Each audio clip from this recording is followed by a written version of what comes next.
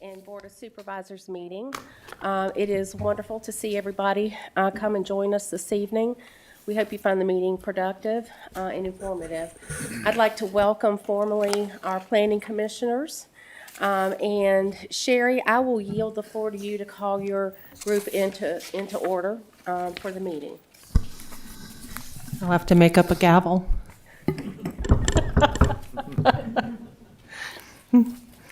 Good evening. I would like to call the May 13th, 2026 Planning Commission Joint Work Session to order, please. Thank you. Thank you, Sherry. Okay.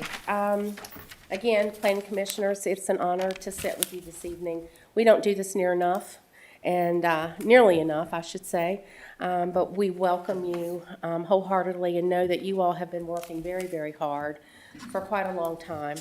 And we thank you for that. First off, this exercise with the rewrite, we understand and we observe that you all have done a tremendous amount of work. And it does not go unnoticed, and we thank you for that. I'd like to begin this evening with introducing the Berkeley group. If you ladies would stand, Rebecca Cobb, and then we've got Cecile Gaines. So they're with us here from Berkeley, and we welcome you all, and I'm glad to have you with us this evening. Okay, let's just for the purpose of our audiences here, let's go around the table and introduce ourselves. And Mr. Jefferson, maybe start with you, sir. Yes, I'm Ron Jefferson in the Gills Creek District. Thank you. Angie McGee, Boone District. David Clements, Rocky Mount District.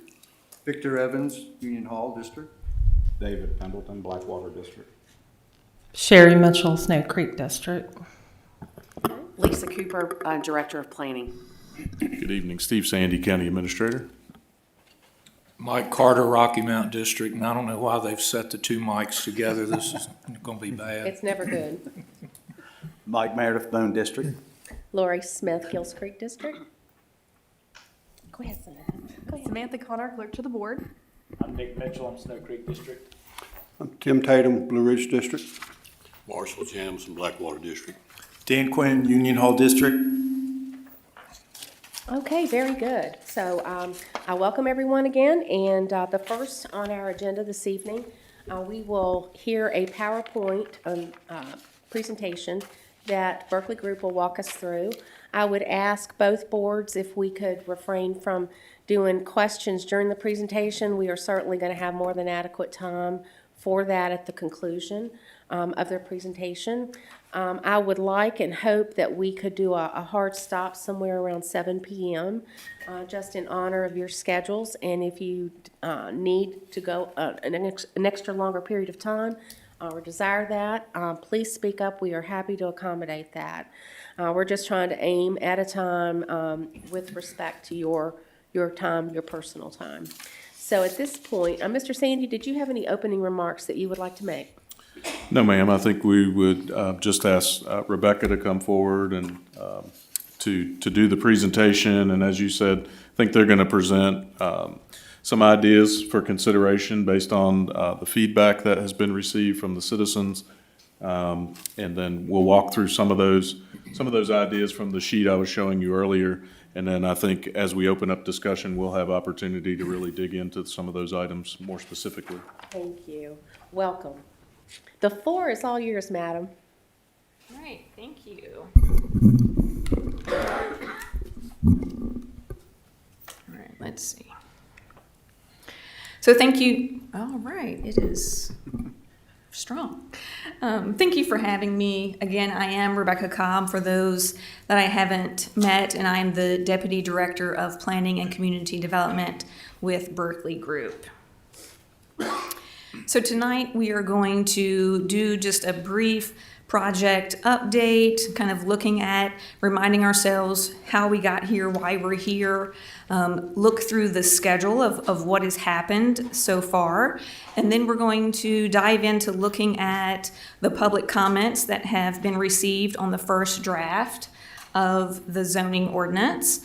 And then we're going to walk through some of those comments. We've collected them together. You'll see when we get into it that they are in themes. There are certain things that were pulled out by multiple people. And so we have collected those and provided you all with some options to consider for amending this draft and getting us to the second draft.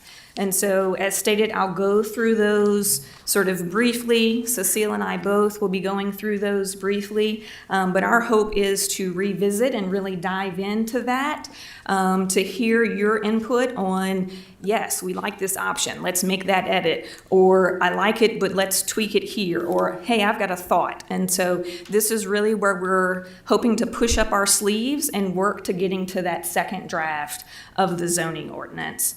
And then at the end of it, we can talk through next steps for the project. And I think we want to see, how far we get tonight before we really talk about, okay, what happens next. So in terms of project goals, just a reminder here that at the beginning of this project back in 2024, these 6 things were identified as project goals. So this project was taken on because the current zoning ordinance from the 80s does not comply with a lot of the Code of Virginia requirements. So certainly needing to update that. Then also there was identification to preserve agricultural land and uses. And so that's one of the goals of this project. And then modernize, so addressing modern issues and uses. So, when something was drafted in '88, a lot has changed since then. And so we want to make sure we're addressing and working with those changes or addressing those types of changes. That also includes, currently the ordinance provides, long list of uses and special uses. And so creating that use matrix is one way that it's been modernized. And then streamline. So streamlining content, that matrix is one of those things, other tables as well, making sure that the processes are very clear, that everything is very user-friendly, and people aren't having to come and ask Lisa constantly, what does this mean? And they're scratching their heads together trying to figure it out. So then align the ordinance standards to the comprehensive plan, strategies, and goals. So you recently adopted a comprehensive plan, and the ordinance should work to achieve that vision that was written within that comprehensive plan. And then expanding housing opportunities. So that's something that came from the comprehensive plan, as well as we heard it in early engagement as well. And so just making sure that the ordinance provides those housing opportunities.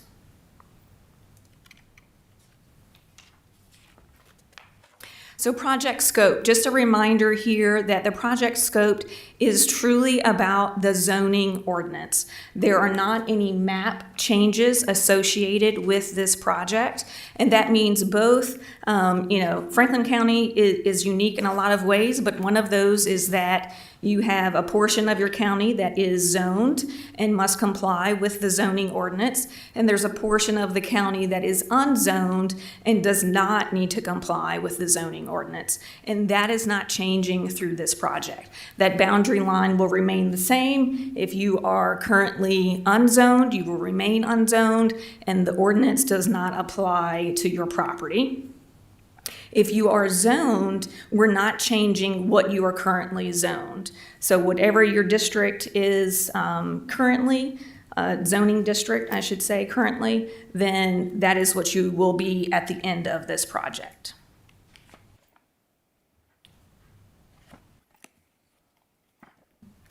So project schedule. These are all of the various steps that we have walked through to get to this point. You'll see in the graphic that we started back in August of 2024, and then shortly after that kickoff, we held public engagement. And so that public engagement included a public survey that was community-wide, There were focus groups and also a couple of public workshops where we were just collecting information about what were the challenges within the ordinance that people were seeing, what were the things that they wanted to change within the ordinance. And then after that, we came in January 2025 with a joint work session with Planning Commission and to present that information. And so we presented what we heard from the public. We asked you all some questions, really just sort of getting that initial direction so that we could begin drafting. And then drafting began in March of 2025, and you can see that we held drafting work sessions with the Planning Commission every other month from March through November 2025. And so that was 5 drafting work sessions where we would do an initial draft of material, present that to the Planning Commission in chunks, pieces. They would, sit for hours like we're about to do tonight to work through that material, provide feedback. We would edit that those articles and then move to the next section. So I do want to provide my own appreciation to the Planning Commission as well, because it is a lot of work going through that process, and you guys definitely worked very hard, so thank you for that. And then through this, we've also been providing a couple of updates to the Board of Supervisors because they weren't at those work sessions. So just providing those materials, highlights of what we were talking about at a couple of intervals during this process.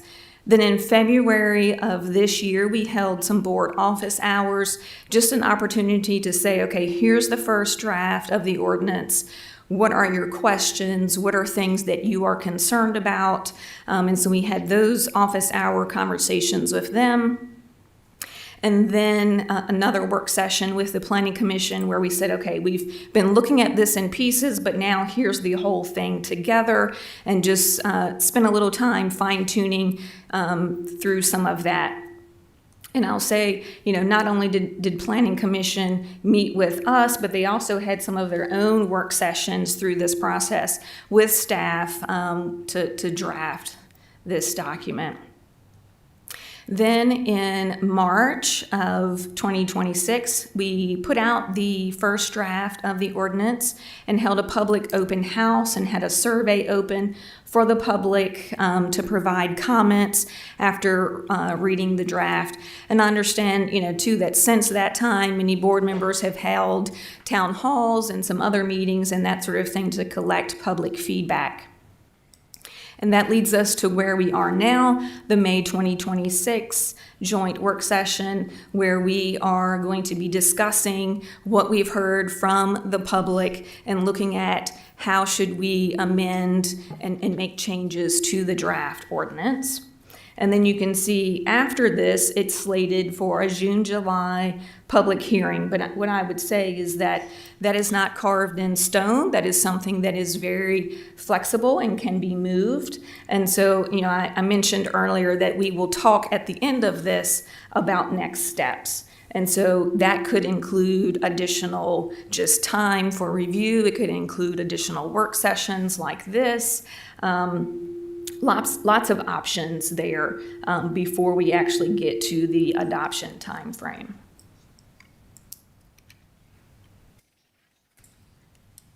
And so now I'll hand it over to Cecile, who's going to review the engagement that we've done and what we've heard.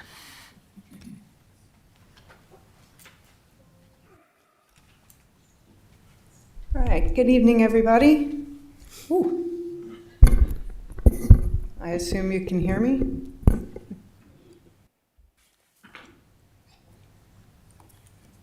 Bear with me a second here. I'm going to be using 2 different screens. So there is a public engagement summary in your packets. That is attachment A, and that includes all the public feedback that we've received in March and April of this year. It is summarized in the front of the document, and the attachments include every submittal verbatim. The only thing we did was black out curse words and direct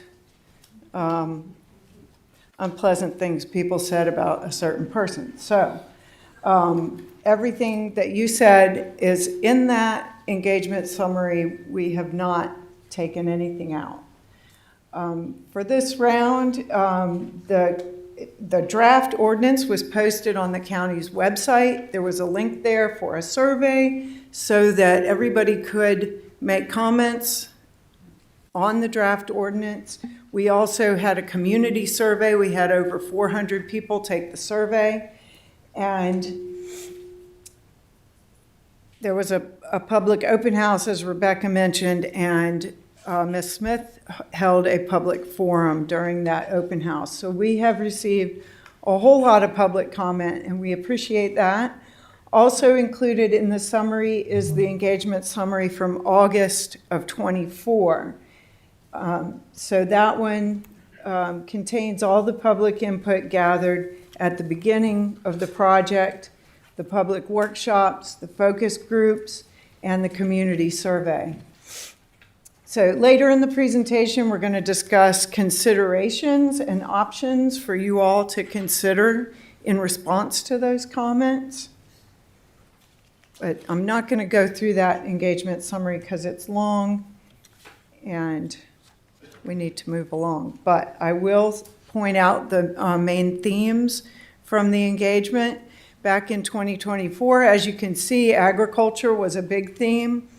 District lots and setbacks were a big theme, and land use and housing.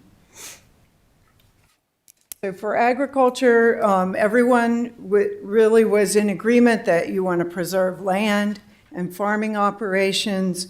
You want to allow agricultural uses in some of the residential areas, and that A1 should no longer be allowed to be chopped up for residential subdivisions. And there were a lot of uses allowed in A1 that people wanted to eliminate. A lot of people wanted to update and make standards relevant for the districts.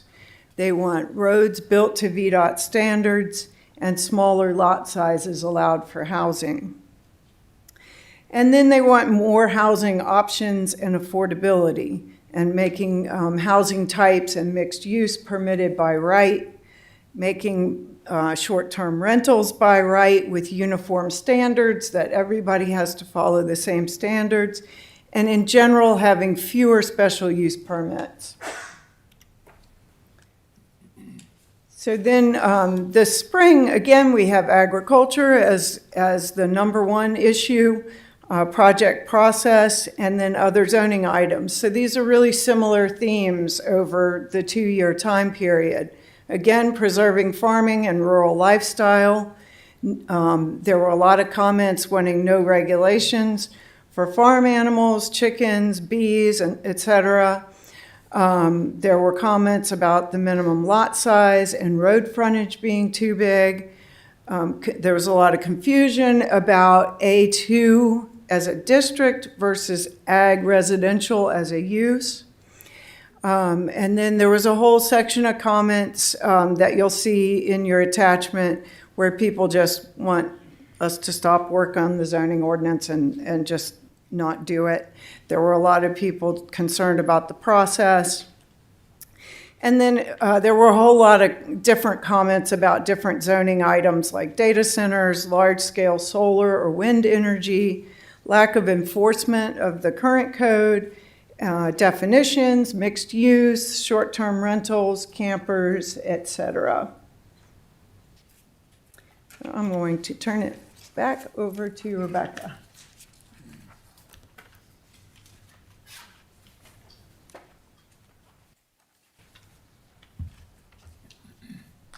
So you received in your packet, I believe it was the second item in your packet, a amendment considerations sheet that we created. And I'll just kind of walk through what that sheet looks like for the audience and for everyone that has it as well.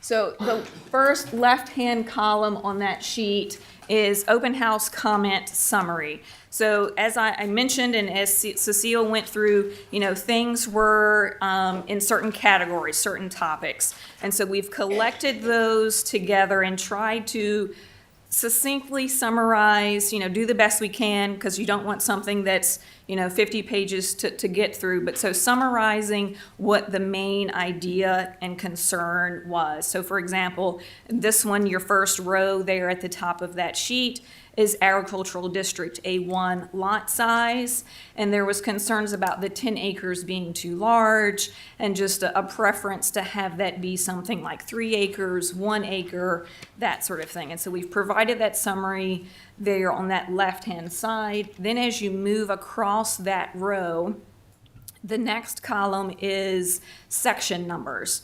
And so this is the proposed ordinance section number, so that you can look at the draft that you have and go to this section number and see exactly where, people were looking at and had a concern. And then the next column over is a Berkeley group response. This is just to provide a little bit of background information. So if it was something that we heard from staff or planning commission, or there's another study or document, or there's, best practice recommendations, those types of things are in this response, just to give a little bit of background on why it was drafted the way that it was.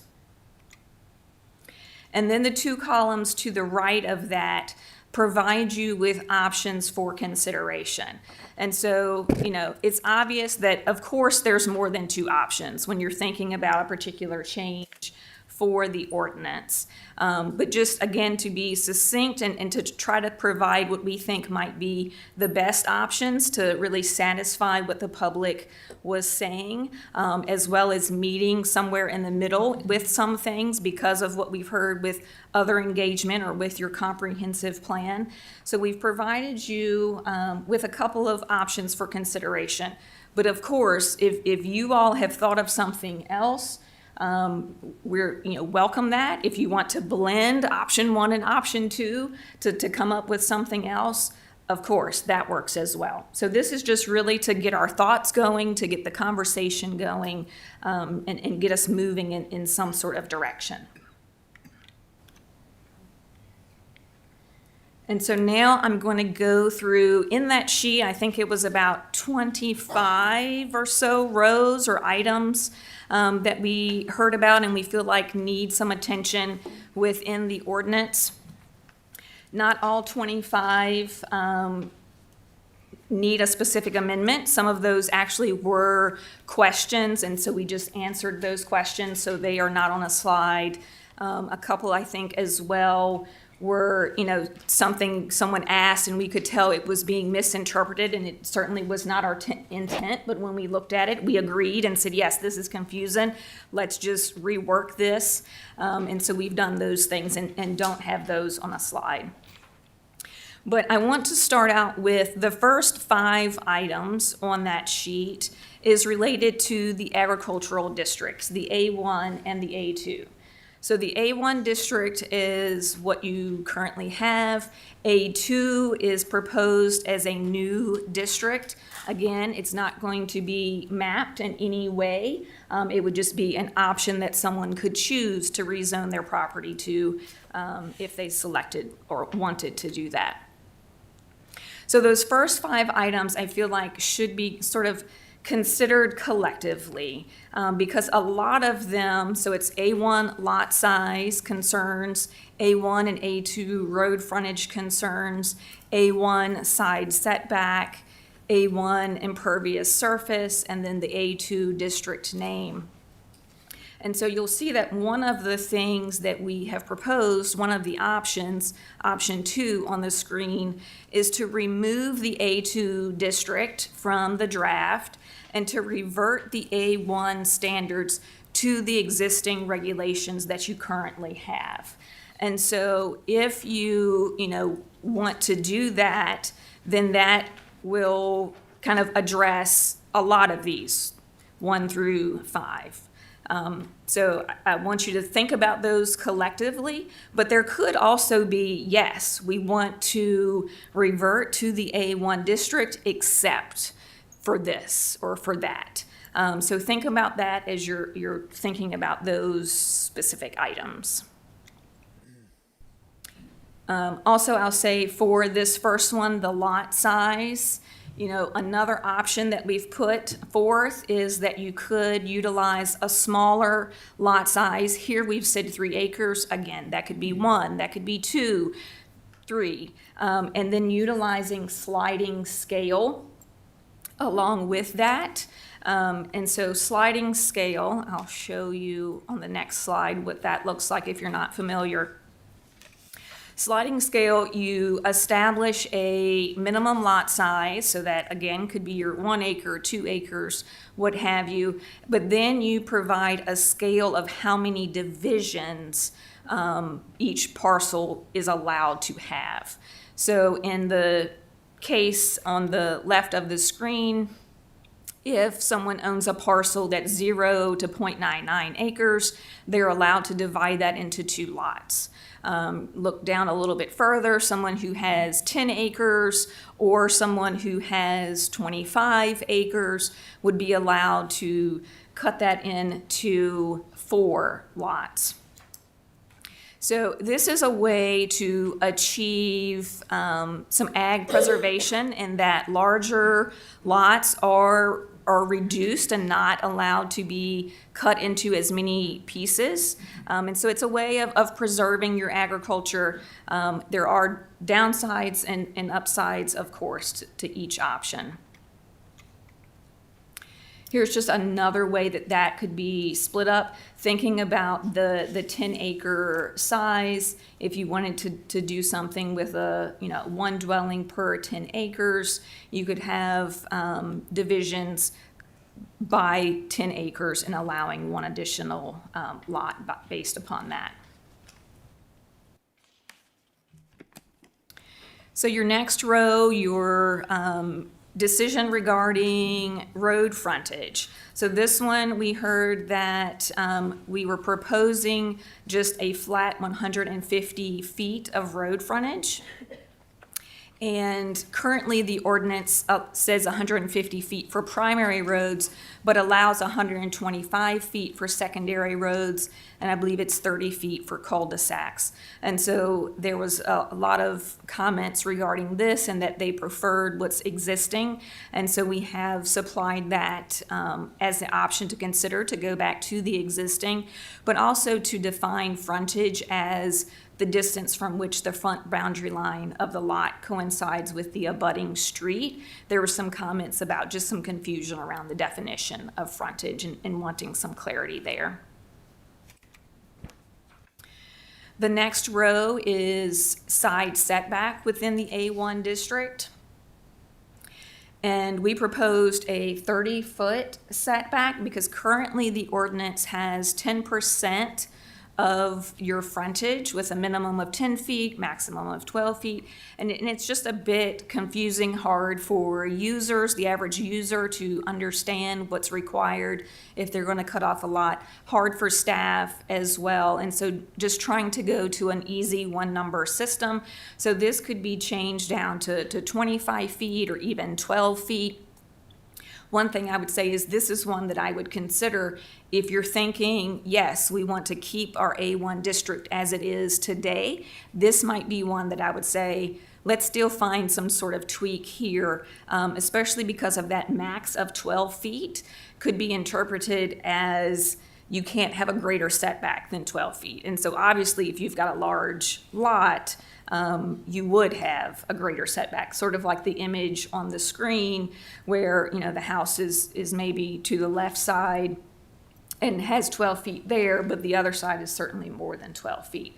So just, trying to help with the interpretation of the standards that's within the existing ordinance. So I would say consider making that 1 number there. The next item is regarding impervious surface. So we provided this as a new standard and proposed 20% of the lot. The comments that we heard about this weren't specific in terms of, what a preference was. It just was that, they didn't feel like the 20% was reasonable. And so when we're talking about impervious surface, you can see the image on the screen. So that's essentially your footprint of any buildings, shed, garage, home, as well as sidewalk, if you've got a paved driveway, if you've got a pool, any surface essentially where rainwater cannot penetrate into the ground is considered impervious surface. And so what we've proposed here is to consider increasing this number, and we have said 40%, which just for general help of what does that mean. If you're thinking about a 1 acre parcel, that would be 17,400 square feet of impervious surface. Of course, you can remove the maximum coverage limit from the proposed text. Your existing ordinance does not provide a maximum or does not address this currently, and so you could remove that as well.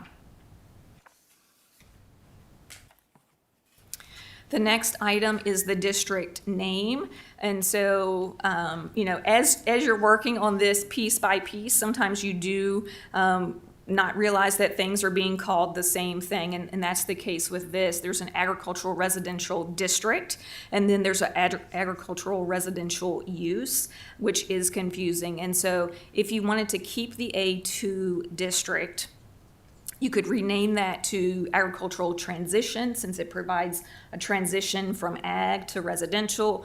You could call it rural residential. You could also keep the agricultural residential district name and then change the name of the use.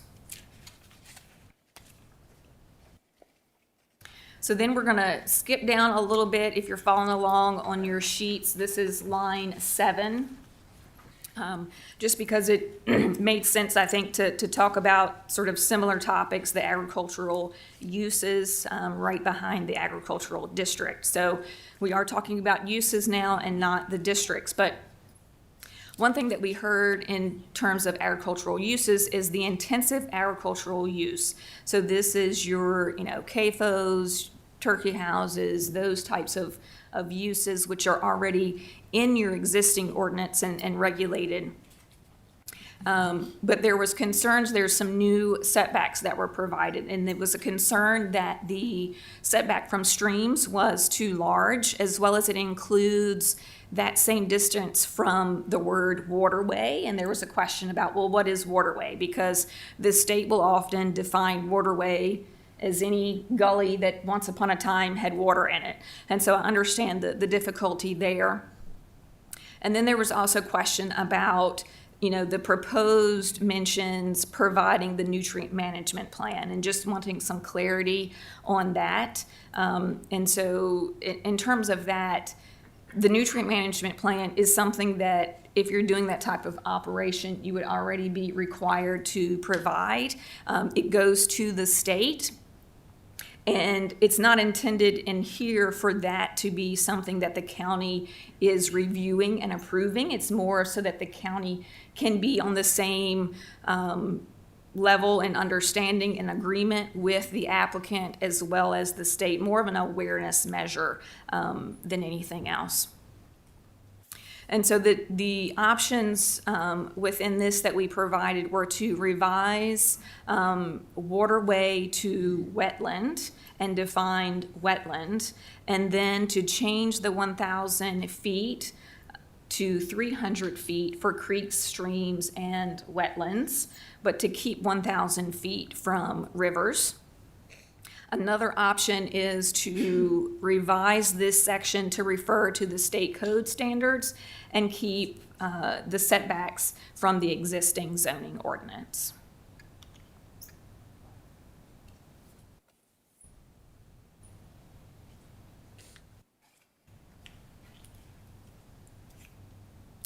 So the next item is row 8 on your sheet. This is the agricultural use, and we proposed in this draft that there would be some standards with the agricultural use, and those included a 5-acre lot requirement for agricultural activity, because it was our understanding that there were quite a few small lots within the agricultural district, and that the county receives complaints about animals getting on other people's property and those types of things. And so to help with that, there was a limit proposed. In terms of amending this, what we are suggesting as options is, one, you could revise the lot size requirement to 1 acre, or you could remove the lot size requirement totally, and just if it's an agricultural zone, then any agricultural activity is allowed. And within that, there's a standard about setback of animal shelters being 200 feet from property lines. And so that could be reduced to 50 feet. It could also be removed. So, and I think that goes without saying almost, is that anything can be removed from what was drafted. So you just need to think about those impacts and weigh, why might it be there? Why might it be beneficial? And maybe that answer is it's not, and it can be removed.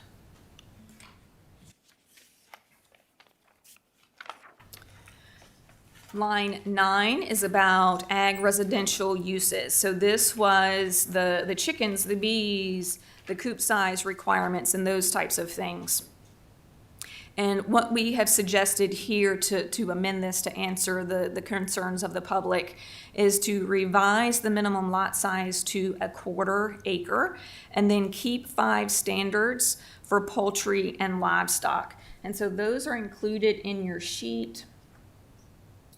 I just want to point out that this is now saying poultry, whereas before it said chicken. So this is including additional birds, as well as livestock. And so one of those standards is about the numbers per acre, but we would take this number from the Virginia Cooperative Extension Office.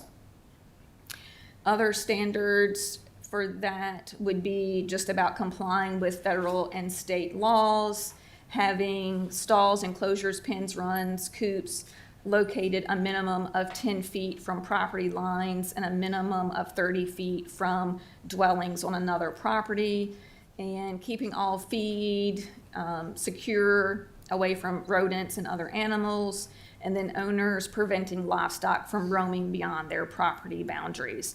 So not being specific about coops or coop sizes or anything like that, just saying the owner is responsible for keeping their animals on their property, and having some limits in terms of the number of animals based on the Virginia Extension Office.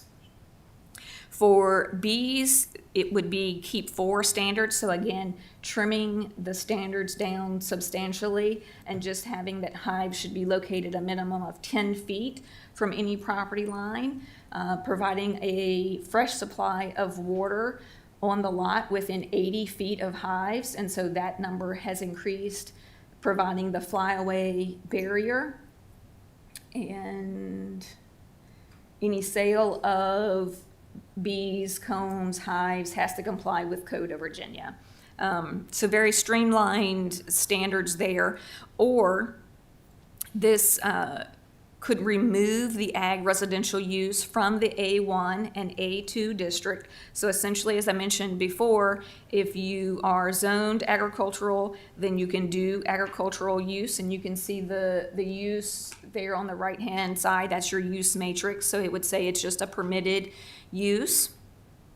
And then to have the ag residential permitted just in the residential estates and the low-density residential area. So this allows those who are zoned more residential to be able to have some poultry, bees, those types of things. And the A1, A2 district could have anything based on the standards within that agricultural use. And then keeping 4 standards for poultry and remove all standards for bees except the setback of 10 feet for hives. So lots of options there in terms of what standards do you keep, what standards go away, and all of that is written in your sheet. I know it's not on the screen, it's a little hard to imagine. For me, I'm a visual person, so you can check your sheet for that. But so now I'm going to hand it over to Cecile to talk through a few of the other items.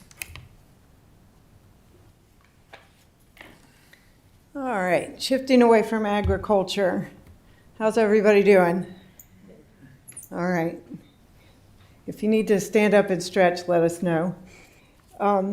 So there were some questions about the 800-foot contour versus the 790-foot contour line for measuring along the lake, and that the 20-foot setback was too large. So the 800-foot contour was taken from the AEP Shoreline Management Plan. We didn't make that up. That area is not regulated by the county, so docks are allowed in that area per the Shoreline Management Plan. Also, the county attorney has had a legal response to this.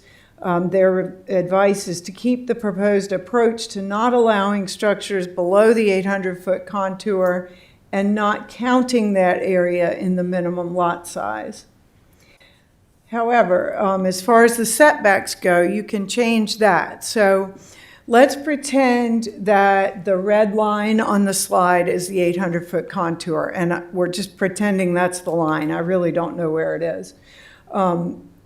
So how close can the house or a structure be to that line? That's what the setback is. So if you want to change it from the 20 feet that's in the draft, do you want to revise it to 10 feet? Do you want to revise it to 5 feet?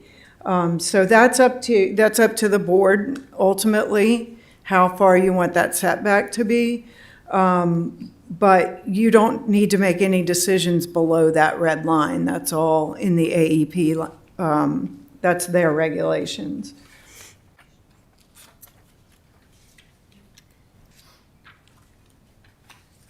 All right, so moving on to data centers. I know that data centers have become a bigger issue in the last week or so, so I've actually added a couple slides and some more information.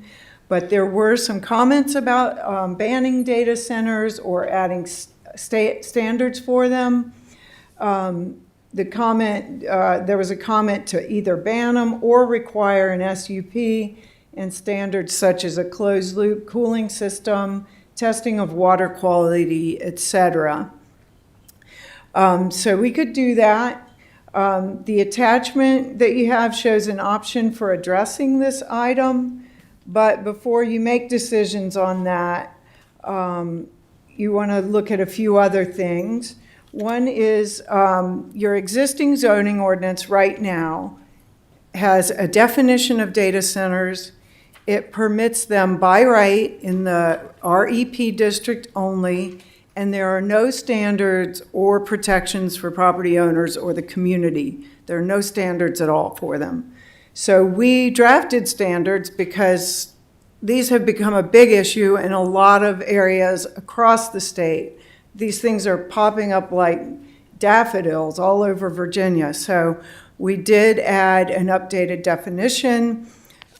We changed the permissions, and when I say I'm talking about the Planning Commission, staff, other staff who aren't here, permitted them by right in the REP and by SUP in the M2, which is your industrial district. We added use standards in section 761, that's Article 7. For the application, we required a viewshed analysis and cooling system information. There are development standards for setbacks, landscaping, buffering, screening, facades, fencing, utilities, emergency access, annual noise testing, and in Article 8, there are design standards. I do want to point out that the unzoned portion of the county does not have any of this. There are no zoning standards for the unzoned portion, so data centers are allowed there by right. There are no standards. I just want to clarify that. So now we have new state code standards since we drafted this. So recent state code changes allow localities to do even more. So they are referring to data centers as high energy use facilities, or HEUFs, and providing a definition. So we think that definition should be swapped out. Additional protections include requiring a site assessment. With the site assessment, you can require a sound profile for homes and schools within 500 feet. The assessment would assess the effects of the data center on ground and surface water resources, on agriculture resources, on parks and historic sites, and forest lands both on site and on contiguous land. And it requires the electric utility to submit a form describing any new or existing substations that would be used to serve the data center and the anticipated transmission voltage required. So when you're thinking about all this, we can roll those new state code changes into the draft.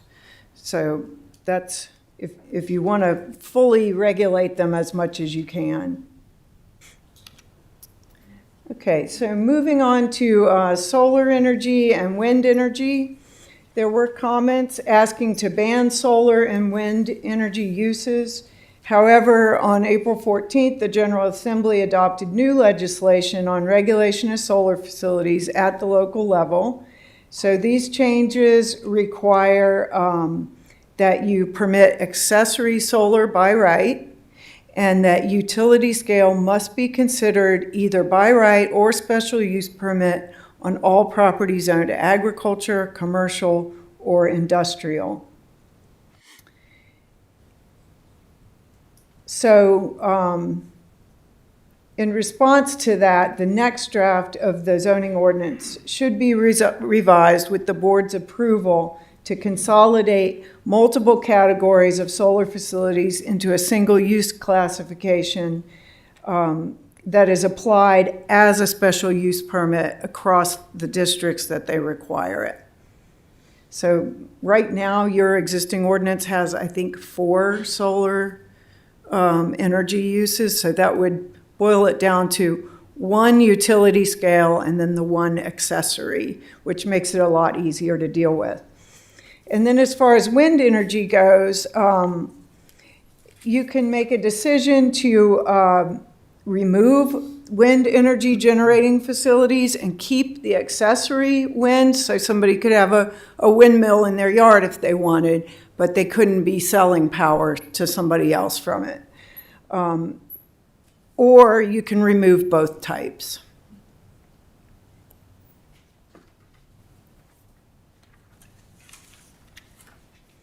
Moving on to short-term rentals, there were a couple comments about these wanting to ban the use, wanting to allow them by right, and then wanting to allow them but reduce the maintenance for the septic systems. I believe we took it from every 5 years to every year, and this comment wanted to take it back to every 5 years. So that's up to you all. You could require the special use permit in A1 and A2, and then require the septic maintenance every 5 years, or you can keep it as drafted.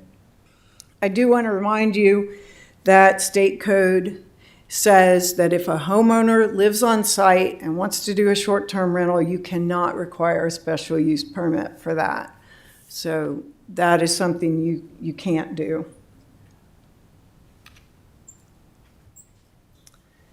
All right, and then open space in the RPD district. This is your residential planned unit district.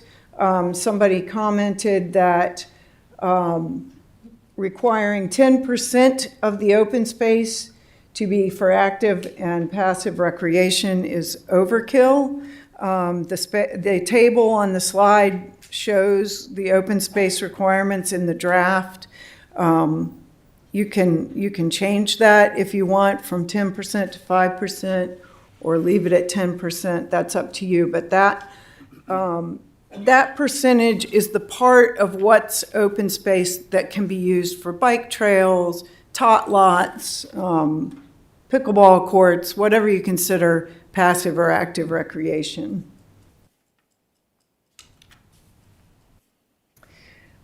Somebody thought that, that VDOT should provide a traffic impact analysis instead of the developer. However, this is not something that VDOT does. The requirement is meant to ensure that new development does not reduce safety or capacity of the roadways. You could revise it to require the traffic impact analysis when the projected trip generation meets applicable VDOT thresholds established under Chapter 527, or you can leave it as drafted. And that goes for all of these, really, that you can leave them as drafted. There was a comment about townhouse use standards that requiring curb and gutter for private roads is an additional cost for developers and may not be needed depending on topography. The requirement is meant to create a uniformity of design and to ensure proper drainage and flow of water.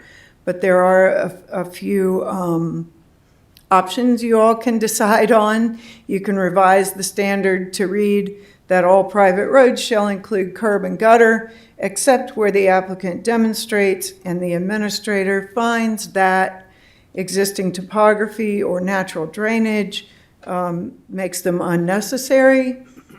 You could approve it if an alternative design would adequately manage the stormwater, or that an alternative design is consistent with the character of the development, or you can leave it as drafted.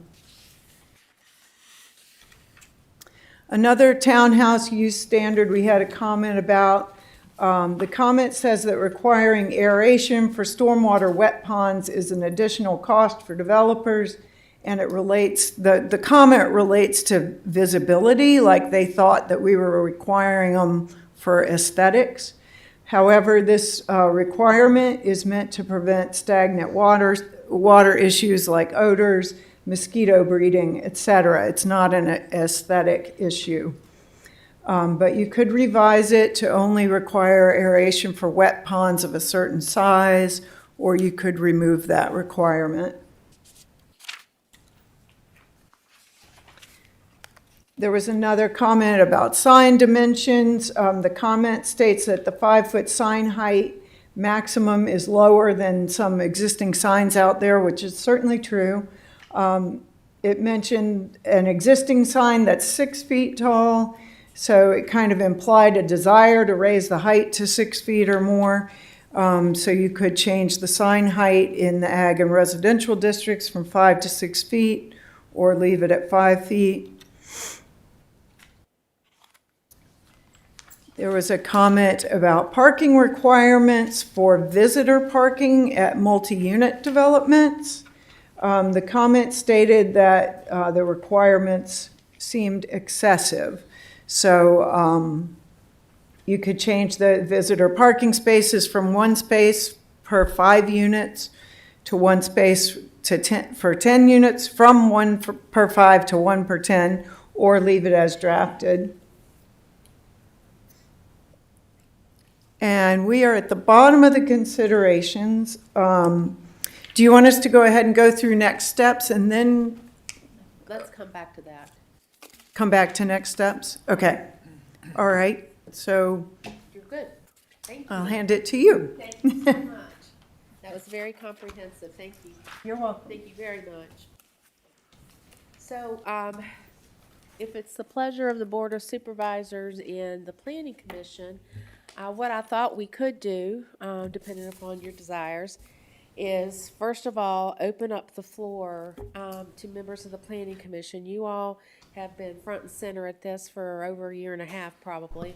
Get any feedback on what you've seen this evening, or give any comments regarding where you've been, what you'd like to see, what's missing, anything is on the table.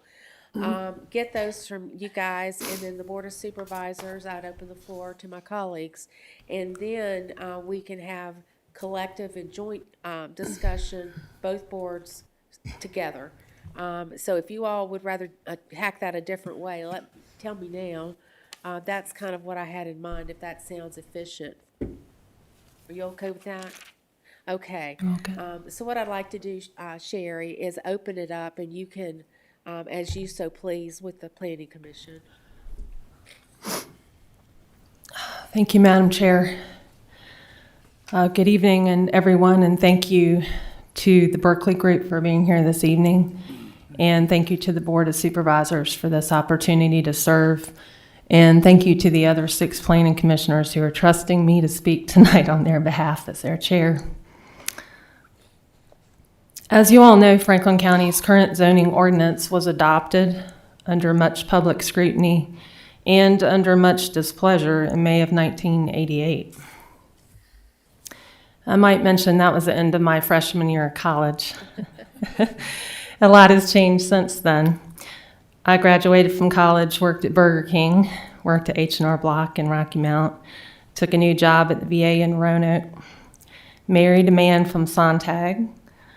I watched both my dear Poindexter grandparents pass away, moved from Glade Hill to Sontag to Snow Creek, graduated from the Franklin County Leadership Program, served on the Planning Commission, observed political careers of both my father-in-law and my father, watched my father-in-law pass away 4 years ago, raised and homeschooled my 2 children, recently retired from a senior leadership position at the VA, where I served for 32 years.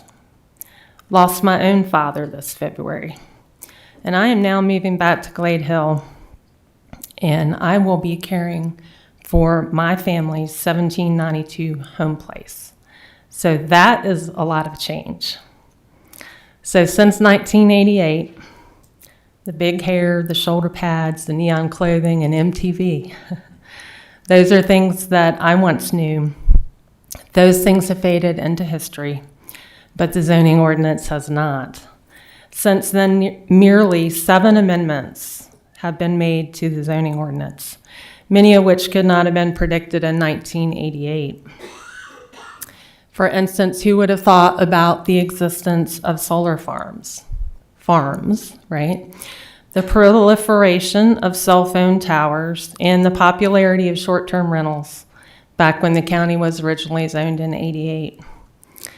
Updating the zoning ordinance is something that has been discussed by county staff, all current and prior planning and zoning directors, county administrators, the Board of Supervisors, and the Planning Commission since my first Planning Commission meeting in January 2004, which was held in the Franklin County Courthouse downtown Rocky Mount, when this building we're in tonight was still Winn-Dixie. The role of the County Planning Commission, as outlined by the Commonwealth of Virginia, is to promote orderly development. We are not salaried county employees. We are not elected officials. And we are not professional community planners, thank goodness. We are citizens. We are appointed by the Board of Supervisors. We are landowners, and we live here, pay taxes here, raise families here, and we provide for them here. We are responsible for the county's comprehensive plan, which guides community growth, and we act in an advisory capacity to the Board of Supervisors regarding land use decisions, including the zoning ordinance amendments. Following the decision by the Board of Supervisors to utilize the Berkeley Group to assist us in rewriting our zoning ordinance, a kickoff meeting, as was mentioned earlier, was held between the county staff and the Berkeley Group in July 2024. So then the first joint work session between the Planning Commission and the Board of Supervisors occurred the following month. During this meeting, the Berkeley Group presented the scope of work and the schedule for the zoning ordinance update process, with a final draft of the updated ordinance expected to be voted on by the Board of Supervisors in the summer of 2026, which is now almost here. The Planning Commission held public work sessions in the evenings in March 2025, also in May, July, September, and November, and we also held other work sessions. The Planning Commission work sessions were often facilitated by these employees of the Berkeley Group with a stated purpose. And that purpose was to streamline the regulations and make them more user-friendly, to incorporate best planning practices based on their experience in multiple localities throughout Virginia, updating the document to be in compliance with current Code of Virginia requirements, addressing the goals and strategies which were identified in our previously adopted 2045 comprehensive plan, and considering citizen needs and issues identified through the public engagement process. While some of the Planning Commission's work sessions included robust discussions regarding how to update the zoning ordinance while still preserving the county's rural character, the Planning Commission did not always receive information from the Berkeley Group regarding the impact of their deliverables or the unintended consequences of the proposed changes. We trusted that as subject matter experts in their field and with a wealth of best practice information at their fingertips, they would steer us toward our expected final result of an updated zoning ordinance that would serve the citizens and the county well for years to come. Although the process was guided by county staff, the Planning Commission, and the Board of Supervisors, the timeline was always piloted by the Berkeley Group and their agreement with the county. The Berkeley Group presented a timeline to the Planning Commission. This included a comprehensive rewrite of the existing 1988 zoning ordinance between August 2024 and the summer of 2026, when the Planning Commission was tentatively scheduled to hold a public hearing on the new draft. By working with the Berkeley Group and county planning staff during our multiple work sessions, we completed a first draft of the zoning ordinance rewrite within the original timeline presented by the Berkeley Group and expected by the Board of Supervisors. The draft language provided by Berkeley during the work sessions was supposed to have included input from stakeholders and county residents. However, as described in tonight's meeting preparation materials from the Berkeley Group, public participation in the process has been somewhat limited prior to the first release of the first draft. Poor attendance at the Planning Commission's meetings and work sessions has plagued us for years. As an extreme example, when we held open houses across the various districts for the comprehensive plan in 2024, Supervisor Mitchell and I were both there, and not one single member of the public showed up for the one in the Snow Creek district. Remember that? Yep. Fast forward to 2026, when the draft of the updated zoning ordinance caught public attention with the chicken and the bees.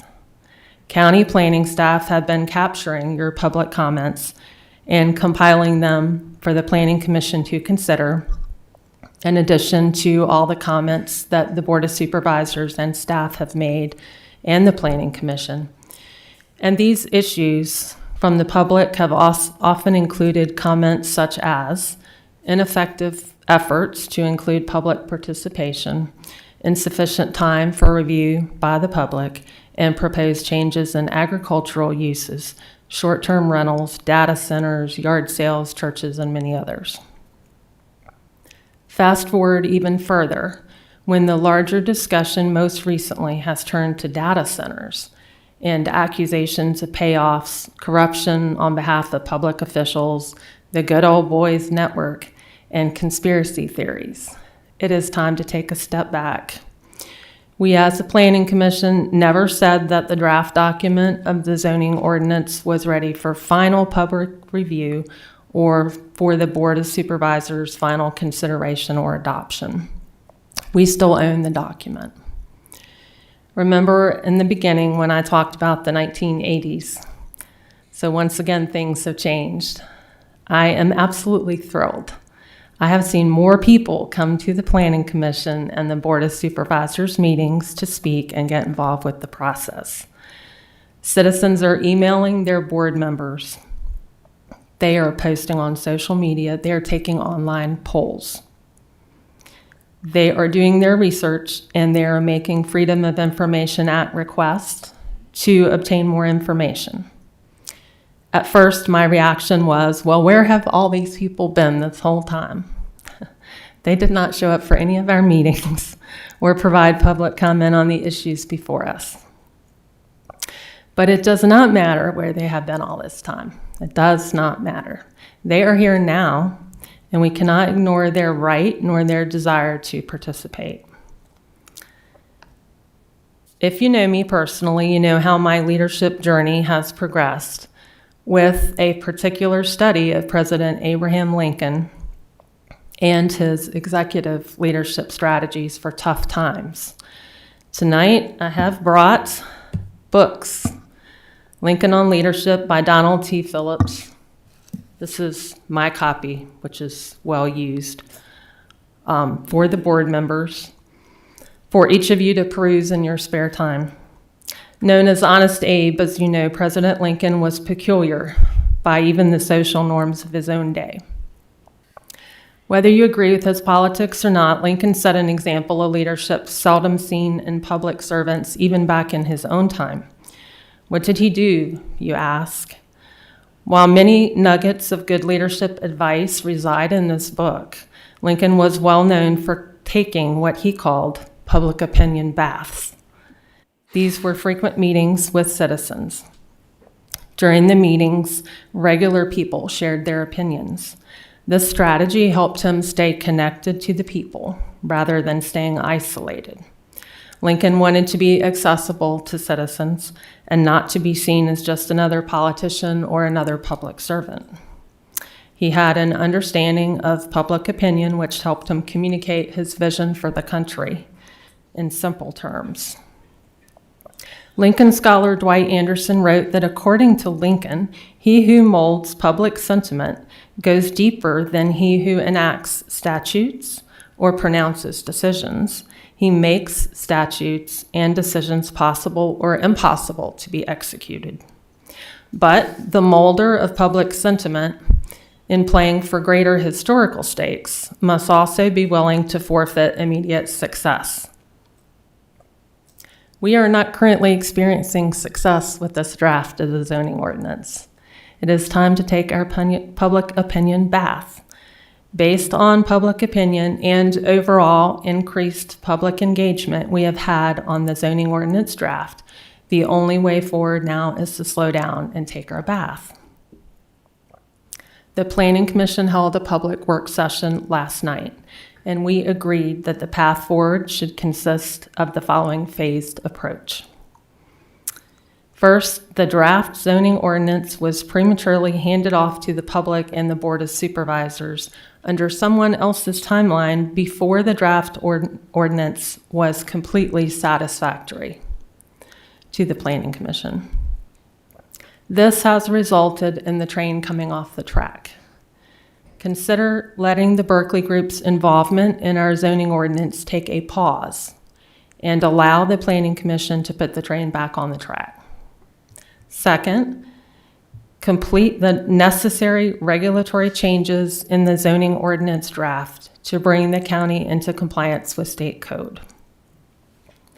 Allow the Planning Commission to develop a communication plan that includes collaboration and partnership with the public on what discretionary changes they would like to see in the zoning ordinance, and let us present a timeline to execute this. We need to better understand public opinion before we move any further. Public involvement is key. It's key in the process. It helps to build trust between officials and residents. It ensures that policies accurately reflect community needs, fosters transparency, and improves our accountability. Many of us on the Planning Commission were looking forward to talking with subject matter experts, including farmers, developers, landowners, multiple generation families, business owners, and others in the community as to how these proposed changes may affect our community members personally. The timing of the draft rollout and the way in which it was rolled out to the public was less than ideal and has robbed us of that opportunity that we need to evaluate citizen desires as well as unintended consequences and the true impact of the proposed changes. So, on behalf of the Planning Commission, I'd like to thank you for this opportunity this evening, and we look forward to working with you to serve our citizens effectively. Thank you. Thank you, Ms. Mitchell. You're welcome.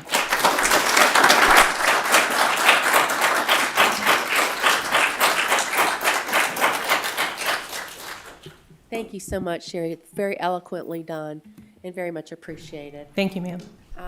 Do you want to open your floor for any of your commissioners, or what's your desire? Absolutely. I think that's a great idea. Planning commissioners. Mr. Evans, I know you have something to add. You're never without words.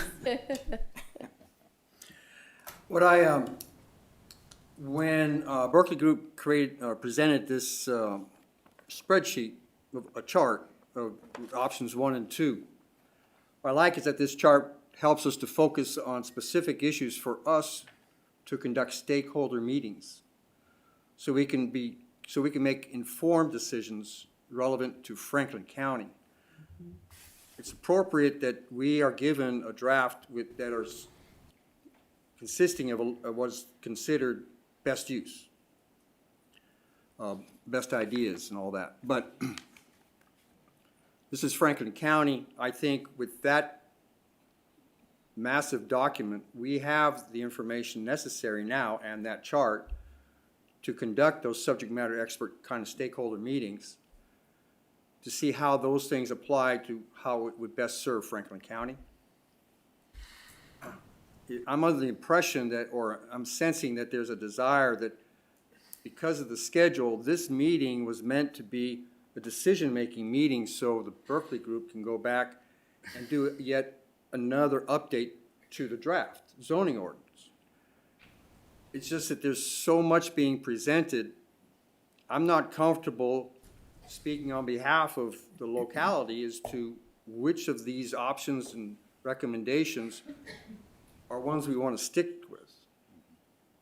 So I'm hoping that one of the decisions would be that, as Sherry so well put it, that the Planning Commission can in fact now take all this information, work with staff and various subject matter experts from our own community to then come back to have something we feel proud of to say we would like now to have the public hearing, which would prepare us to then hand it off to you.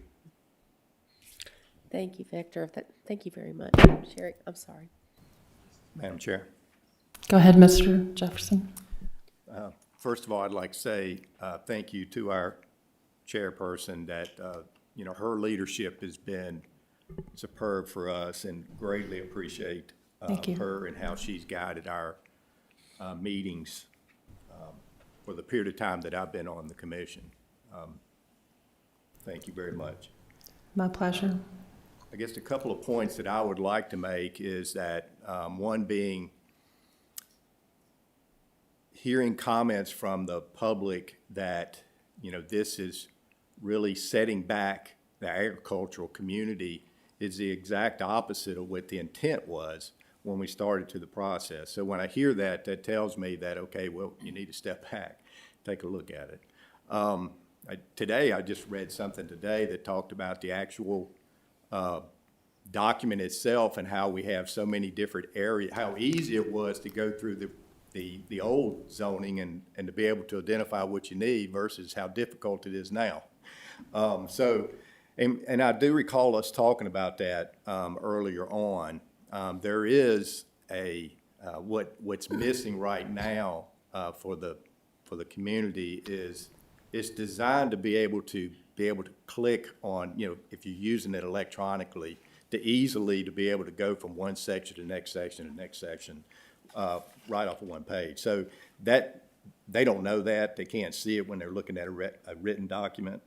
So, again, that's something else that what we intended to do is make it more efficient. And I'm hearing that it seems to be more difficult. So that means we need to be looking at that. The last thing I'll comment on is that I said this a number of times when we were going through the process, that the timeline that's established, it's Berkeley's timeline. And that's what you do. And, you know, if you're going to start any kind of process, you got to have a timeline. You got to have a schedule and target points as you go along. I think what we're suggesting here is that now we take a pause and we let the Planning Commission establish their timeline, and which includes time to spend with our community, times to be for us to be able to talk to the stakeholders within our community, the subject matter experts in our community, and then we feel much more confident and comfortable with presenting a document to the Board of Supervisors. And I think that's what we're asking for. Thank you. Any of the other planning commissioners? Yeah, I think all of us up here feel the same. We all live in the county, we all love the county, and we want to be the voice for the people. And at first, there was no voice. It was just us up here making random decisions. And I've always felt that I was making decisions I wasn't educated or did have the knowledge to do. But with the support of the community, honestly, I think this has been healthy. As bad as it may have felt, and some of the comments have been said, I think that it's actually getting this derailed train back on track, as Sherry's wanting to do, to pull us all together as a community and communicate and try to get everybody's thoughts on paper.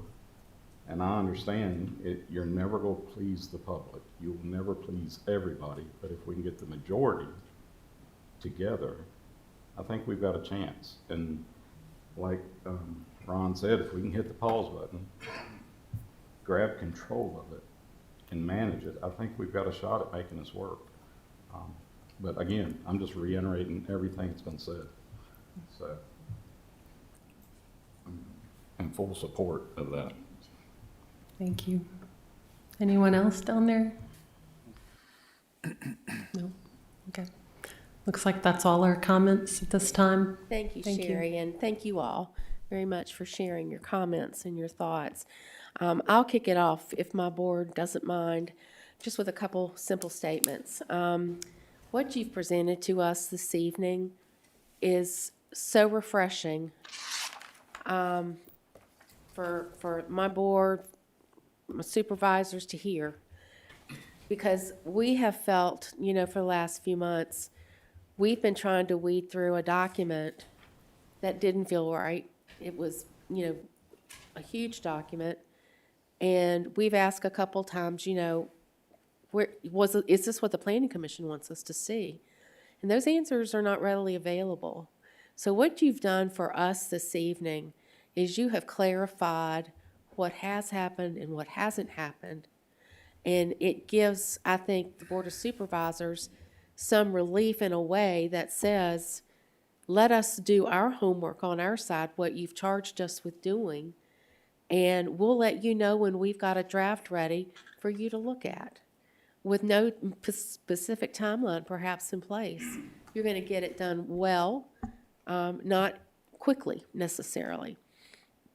And Sherry, I very much appreciate the candor and the honesty that you guys have expressed, because sitting on this side of the table has been extraordinarily difficult.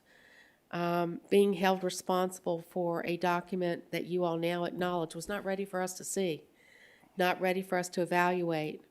And with it, we've been working really hard to try to do that anyway.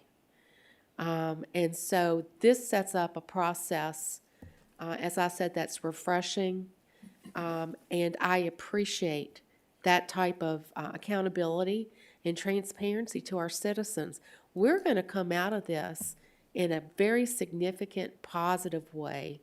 And we're going to be able to demonstrate to our citizens that they can not only trust our leadership, but they know we've gone beyond, over and above, to make sure that the outcome document that gets before us for approval with public hearing is the very best that we can bring to the table.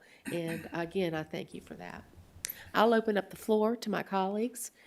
Yes, sir, Mr. Meredith. Madam Chair, first of all, I have one question. And you're not going to answer this question because I'm going to say this. I've asked several people, and everybody acts shocked what was in this book, how it got to this point. And my question was, how did we get here? But you know what? Throw it to the side. Okay?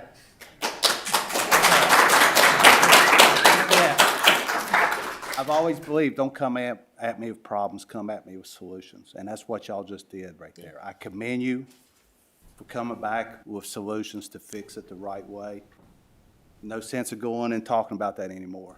I appreciate your game plan. I've went to every town hall, Madam Chair, Mr. Quinn, Mr. Tatum, myself. I've listened to everybody. And what y'all going to do, I think, is the correct path, and putting the brakes on, setting up your timeline that y'all are comfortable with so you can do this correctly, get the input of our citizens, and get it right. And I just want to commend you for that, and you got my full support of what I just heard right there, and whatever we can do to support you in that process. But thank you for acknowledging what you think is going to help us move forward and make Franklin County the best county in the area. So I just thank you. Thank you. Thank you, Mr. Meredith. Mr. Carter? Yes, ma'am. Thank you, Madam Chair. Streamlined and user-friendly. That's the buzzwords. There is so much minutia in this document that's unnecessary. It's unbelievable. There's no way I can vote for anything like this moving forward. So I hope now we can take a step back. You can work with the citizens and we can get a document that's usable. Put in what's necessary, take out all of this stuff that is unnecessary. And I'll give you one example. As a beekeeper, providing a water source for bees, they'll fly 6 miles. So I don't think you need to put a dish in your yard. But I'm glad to hear that we're going to take time now. And I don't care if it takes another year to get this thing right, but I'm not going to vote on it unless my constituents like it. And I'll tell you up front, I don't like the A2 zoning category. I've said that from the get-go. And I probably will not vote for this document if you leave that in it. And that's all I have. Thank you, Mr. Carter. Mr. Tatum? Okay. I'll echo what my two colleagues have said. As far as I'm concerned, when I first looked at this thing, I looked at it and I actually told my wife, I said, we just need to throw this in the trash. This is garbage as far as I'm concerned. Give you a little history of my background. 39 years ago, I went to work for a sheriff in this county, Sheriff Quincy Overton. Most of you know him. He told me day one that I went to work for him, he said, Tim, I'm going to equip you with the best equipment that low bid can buy. I'm going to give you the best training that low bid can pay for. He said, the good Lord gives you common sense, and you will benefit well if you use that. And he said, furthermore, don't ever forget who you work for. He said, we work for, and he included himself, he said, we work for the citizens of Franklin County. This board, that commission, we work for the citizens of Franklin County. Now, I'm a citizen of Franklin County, lived here all my life, and I love Franklin County. I've dedicated the last soon be 40 years of my life to serve in this county in different capacities. I looked at this and some things, and I asked myself questions, you know, why in the heck are we trying to tell people that they can only have 6 hens to an acre of land with no roosters?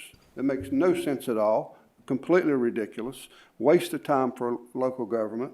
Also, bees, why are we regulating bees? Over here, I saw a segment that was campgrounds. It was, here it is. Primitive campgrounds shall have no more than 10 units of 10 tent units and shall not stay more than 3 days. Why do we care how long somebody stays in a tent?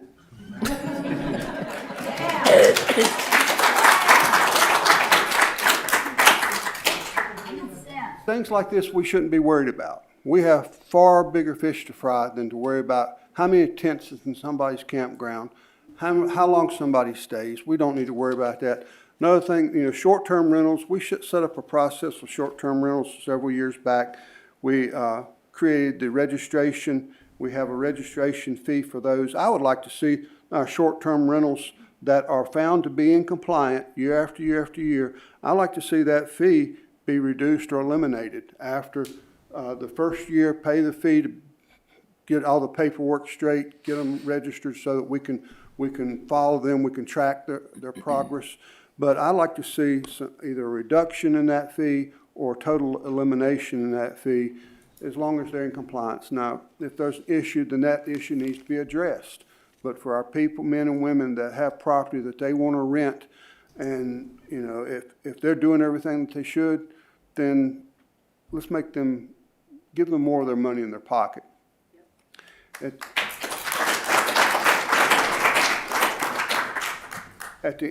Also, data centers, solar farms, wind farms, all this come out to play here. And that concerns me because I represent the Blue Ridge District, and the Blue Ridge District is non-zoned. So technically, I don't have a dog in this hunt. But I'm a Franklin County citizen, and I worry about the county as a whole. And right now, if a data center or a huge solar farm comes into Franklin County and they go over and Ferrum, Henry, parts of Callaway, Snow Creek, areas that are non-zoned, and they find a farmer with a couple hundred acres of land and offer them a boatload of money, we have no controls over it. And we have no regulations, nothing short of what the state guidelines are, and we know that they're pretty laxed right now. I would like, maybe this needs to be a question for the county attorney as far as our options. Should we look at the option of possibly putting it on the ballot for a vote for our citizens as far as some type of regulations or restrictions in the non-zoned areas of the county, just for some protections? I don't know. That's why you're the paid professional. If you could look into that for me, I'd appreciate it, whether it needs to be a referendum or what, dealing with data centers, solar farms, and or wind farms. It really concerns me that, somebody come in and go over to Mr. Jamison's area of the county over in Callaway and pick out a big dairy farm or former dairy farm, and we all know dairy farmers are struggling because of prices, and offer them a ton of money, and you can't blame the farmer, but right now we have no way to stop it. There's no way to, and so I'd like to look at it and see what our options are. But I do want to say, I've been serving Franklin County for right at 39 years in a lot of different areas, and I really appreciate the passion that I have seen come out. Whether, I had a town hall meeting up at Ferrum College a few weeks ago. Very good points were brought. People come in because they love Franklin County. And I love Franklin County, and I think everybody in here, you wouldn't be here if you didn't. I mean, you're here because you're concerned about the direction, and we need to, as I appreciate what Chairman Mitchell said, we need to push the brakes a little bit, slow this thing down. If we need to throw this in the trash, we can do it. We need to listen to our citizens because we work for them. They don't work for us. We need to listen to them, and we need to make sure that we get this thing right. And I appreciate those comments from the other commissioners. I think working together with our citizens, we will get this thing right. And because if we don't, I'm not voting for it. And I agree with Mr. Carter. I don't like A2 very much the way it is right now. Can we tweak it and save it? Maybe. It might be on its last leg and coming off of life support. But, Quincy Overton, the sheriff I worked for many years, had a saying, if it's not broke, don't fix it. And if A1 is not broke, then why are we fixing it? And if it does have some issues that need to be addressed, let's address those issues and fix those. But thank you for your time. Thank each one of you for coming out tonight. I just want you to know we heard you, and working together, hey, we're from Franklin County, we'll do the right thing. It may hurt a little bit at the start, but we'll get it right. Not always the quickest, but we'll get it right. With your help and our working together, we'll be there. Thank you again.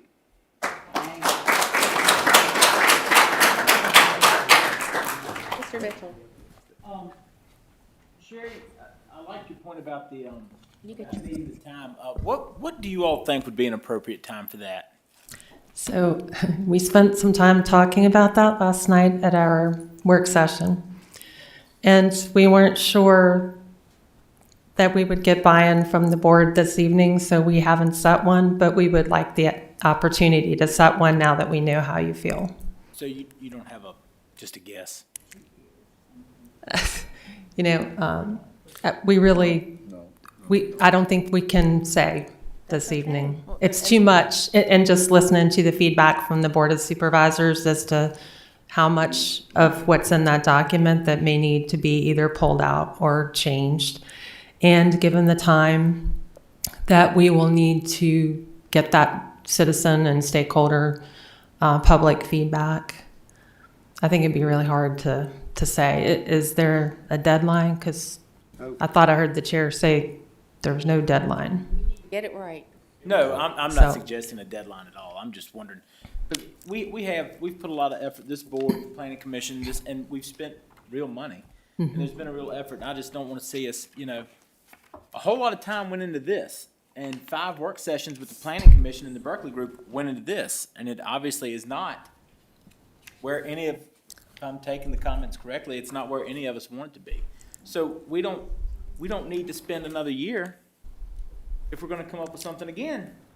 If we have if we're gonna have constructive time together and work on it, I'm fine with it. But if we're gonna spin our wheels, I don't see a need in doing anything.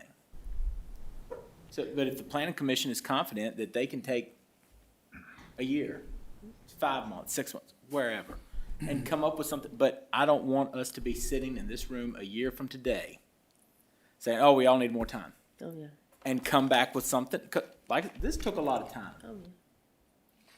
I don't want to be sitting here a year from now and be in the same spot, if not worse. It needs to be, if it's going to keep going, it needs to be constructive and real changes made. And Tim, to answer your question about the restrictions and the lawyer and stuff, that's just a tough call. Us, people like you and I and Marshall there, we enjoy our freedoms of not being zoned, and certainly our citizens do, but at the end of the day, you heard her in her presentation earlier talking about a data center. If somebody wants to go and to Snow Creek and they can buy the acres, the Dillon Rule State, we don't have a say. And the only thing you're gonna do to fix it is zoning. I'm not suggesting, but that is your protection. There is no other protection, and that's only getting worse. That's all I had to say, Madam Chair. Thank you, Mr. Mitchell. Mr. Jamison? Ms. Mitchell, planning department there, thank y'all. And you, like Mr. Meredith said, y'all have brought solution to us. And I've looked over this, and I can't make beans out of it. The only thing that's going to save this is y'all going through it and coming up with a document that the county can live with, the board, and I think you can do it. Y'all sound like you can. As far as the timeline, I don't think you got a timeline as far as I'm concerned. It's got to be fixed if we're going to keep this. You get into it and see it's not, come back and tell us. We'll put it in the trash can. And thank y'all. Appreciate you. Thank you. Mr. Quinn?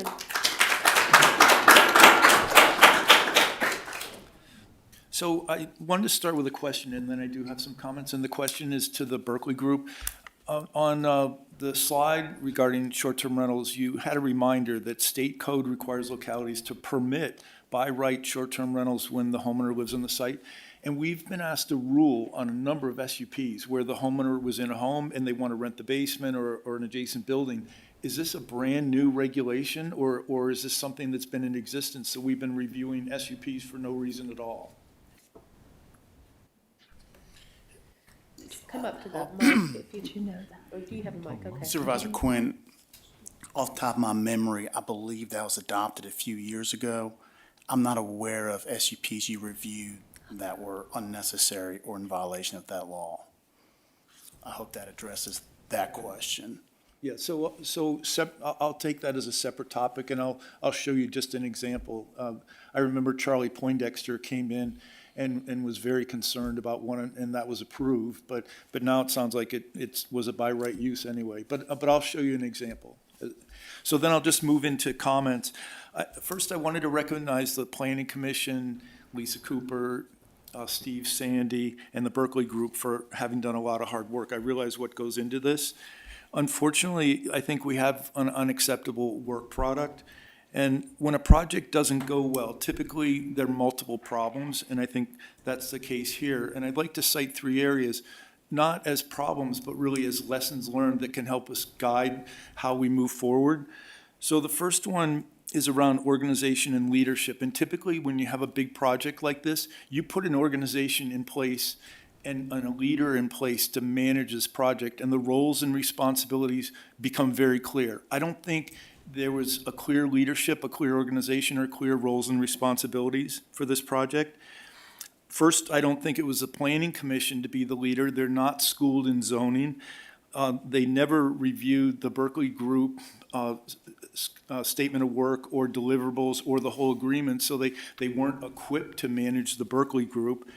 Second, I don't think it was the Berkeley Group. They're consultants. Clearly, they have the zoning experience, but I don't think you would ask a consultant to lead the project, so that leaves Steve or Lisa. The second point I wanted to make is the Berkeley Group contract. So I got a copy of that mainly because I wanted to look at the deliverables and the scope of work. And I would now comment that the agreement's very one-sided. I know the Planning Commission didn't review it either before it was signed or afterwards, but there's no evidence of staff review either when I look at how one-sided it is. There's one deliverable about that some early work that would be done. I'm not sure if that deliverable was done, but the main deliverable is around the zoning ordinance. So there were no interim work products that we would be able to look at.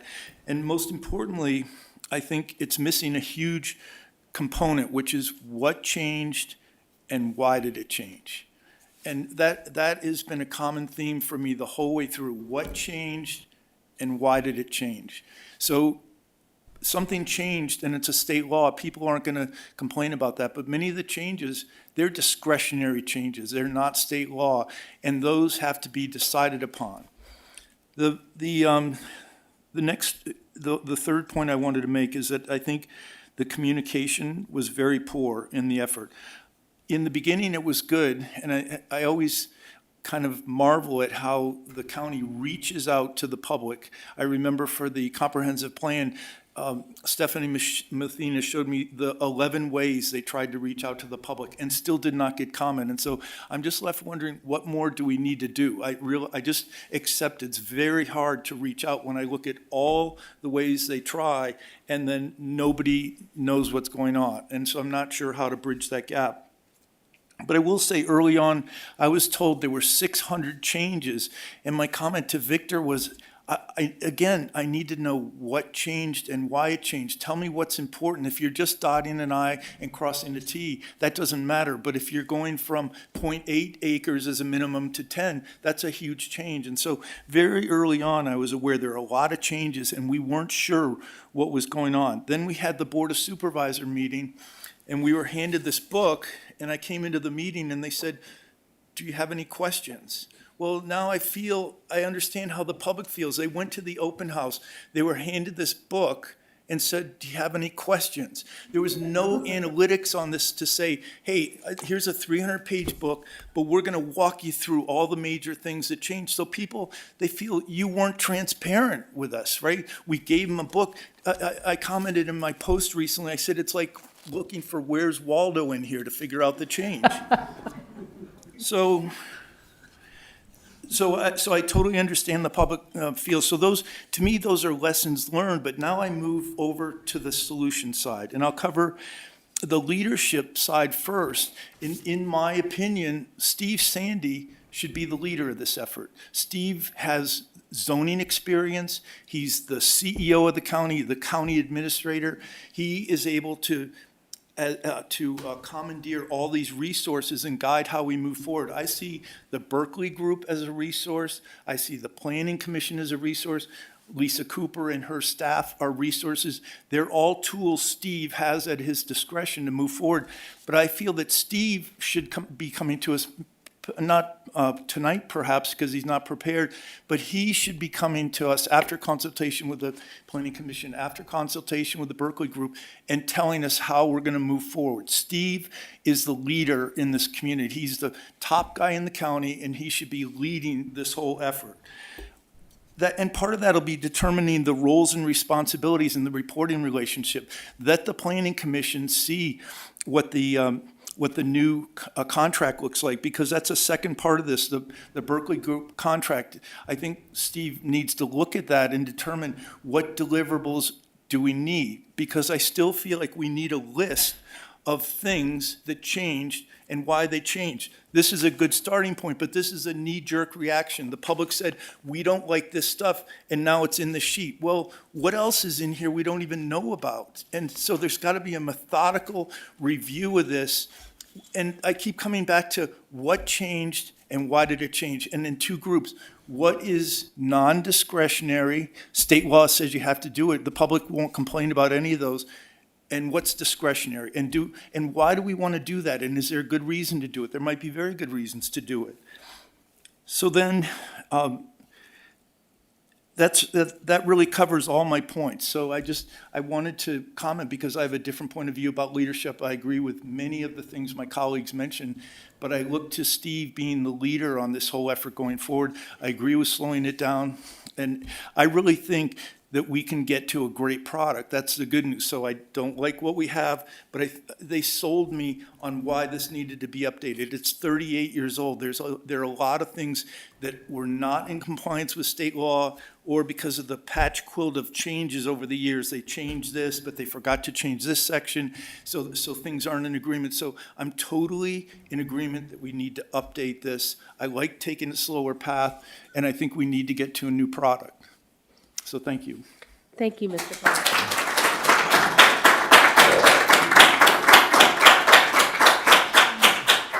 Okay, are there any other comments from supervisors? Okay, thank you all very much. Very, very valuable comments. At this point, we have about 15, 20 minutes left. As we talked about at the top of the meeting, let's just open the floor for some collaborative discussion if you all desire to ask specific questions to certain individuals of the board or the board as a whole, planning commission as a whole. I don't want to preclude this evening without giving both boards an opportunity to have a collective discussion as you would desire to do so.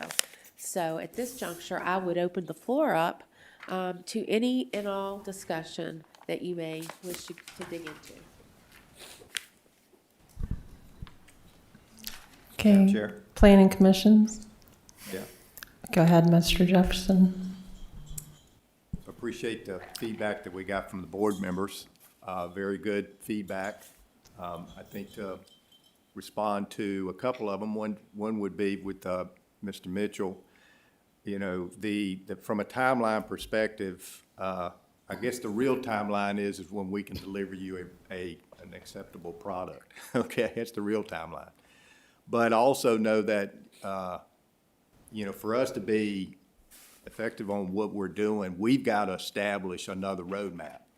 We've got to establish our own steps as we go through. And I guess what we were trying to say is that we can't tell you what that looks like right now. What we will do is commit to you that we will come to you with that roadmap and what it and how it's laid out as we go forward.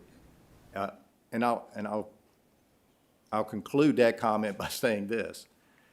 We'll establish a roadmap.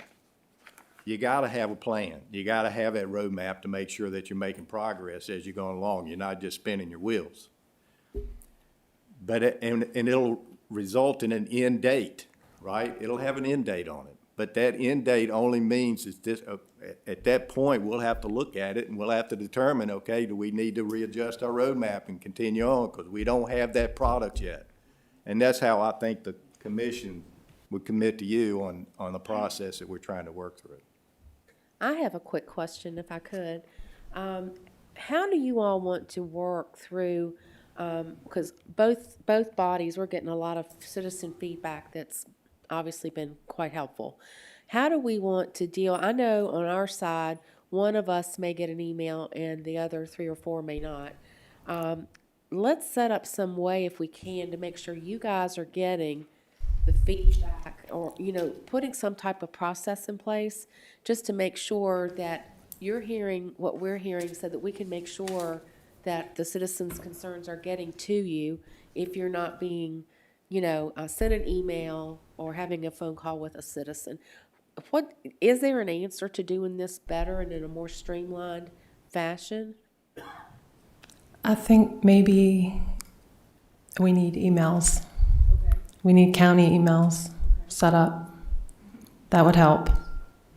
Yeah, and it's my understanding it's in the works, but we haven't had them. I didn't realize that. That's a good point. Yes, ma'am. On that topic, I would hope that the idea of unity of command, where you do have a focal point for all this to be determined, and if it is going to be our county administrator, that we have that chance to figure out the commo system. But that kind of meeting needs to be held with that very issue as to what would work, and that there's a full agreement to that. So, I mean, to get to your answer, I would like us to have our leadership staffing meeting to lay that out. Okay, that's great. Between whom? Whoever's gonna be involved, do an organizational meeting, like we do at the beginning of the year, on all boards, head it up, and that way, like you said, everybody's on a clear path of how we're gonna organize everything. Just take some time. I think what you're saying, Mr. Mayor, is take some time to determine what the process could potentially look like and how you're going to facilitate that. Set up the structure. Yeah, exactly. Exactly. That way, the citizens, I'm so strong about expectations. We need to let the citizens know what to expect, to the best of our ability. There's a lot of feedback we're getting. I just want to make sure that we're giving some thought to how it comes in, who it's coming into, so that it gets to the right place at the right time, as you are going to be deliberating through a very intensive process. Okay, answered. Thank you. Ms. Smith, just Yes, one Mr. thing. Tatum, I please. just want to remind both bodies that, the government that governs the best governs the least. And so what I'm looking for on these zoning changes and ordinances is to limit the restrictions as much as possible. I mean, it's there to create order. It's there to have some, to organize, but we don't need to dictate every step of the way to our citizens. I mean, we need to be we need to respect the freedoms as much as possible, and just remember, one thing that we all get complaints on all the time from contractors and people building in the county is building codes. I'm sure everybody has run into a building code at one time or another that has made no sense whatsoever, but yet that's the code. And I'm been assured that those are all state codes, but it's still, we need to let the people enjoy and be as restrictive, as little restrictions as we can, and still keep the order. Thank you. Mr. Mitchell? Back to the presentation they made earlier, I think the planning commission should take a hard look at that sliding scale for the lot sizes. I'm pretty sure there's some localities around us that do that, and I think when the Berkeley group put in the 10-acre minimum lot size, I think they were really with the intent of preserving open spaces and preserving farmland, but I think it just missed it, and I think that sliding scale would really would be a good approach to preserving big open farmland, and I'm sure we could adapt it to a way that would fit for us. Yeah, And I think that's a much better path. Okay. Because in the end, zoning, yeah, it is about restrictions but it also works with the comp plan to kind of preserve the things that in those community engagement things people have said they wanted, and the number one thing that came out every time was preserving agriculture land. And that sliding scale is a good way of doing that. Okay, thank you. Anybody else? Okay, this has been so helpful and informative, I know, for the Board of Supervisors, and I hope you feel the same way. What I would also offer up to you, if you all find the need or wish to reconvene in a joint meeting setting, let us know that. We are happy to continue collaborating with you all as you need it. Just let us know. I think our collective work, we will definitely get to the right place. So just know that our door is always open. And, you know, we're going to try to represent our citizens the best way we possibly can. But thank you all very much for sharing your heartfelt thoughts this evening. And Sherry, I wish you the best. Thank you. As you move forward. It's been a real pleasure having you as a planning commission chair for quite some time. My pleasure. But we wish you the best. And to my colleagues, thank you all very much. I think this has been a good use of time, and I hope our citizens feel progress in the air. And if you don't, we're going to continue to work hard to make sure that we garner your trust in us. That's what we want to do. So if there's nothing else to come before, I would say the Board of Supervisors, on our side, I would entertain a motion to adjourn the meeting. Is there a second? Thank you. Mr. Quinn, did you second? All those in favor, please say aye. Aye. All opposed? Like sign? Thank you. Sherry, would you like to take care of your board? Yeah, I will. Thank you. All right, our meeting is adjourned. Thank you.